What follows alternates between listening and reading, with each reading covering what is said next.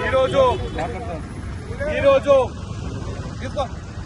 నిన్న జరిగిన ఈ బీజేపీ కుట్ర భారతదేశ ప్రజలు గమనిస్తున్నారు. నిన్నటి రోజు జరిగిన మన ప్రియతమ నేత సోనియా గాంధీ అలాగే రాహుల్ గాంధీ పైన ఛార్జ్ షీట్ వేయడం జరిగింది.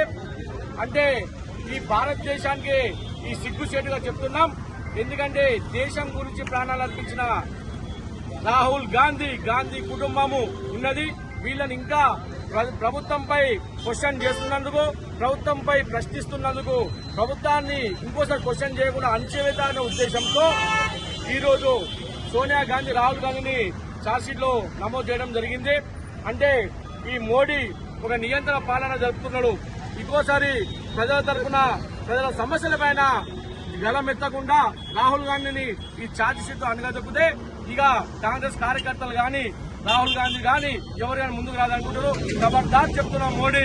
ఎందుకంటే 2014లో నమోదైన ఈ ఛార్జ్షీట్ ఈ కేసు సుబ్రహ్మణ్య స్వామి బీజేపీ నేత గారు వేయించారు 2014లో. ఇప్పుడు 2021లో మీరు అధికారంలోకి వచ్చినాక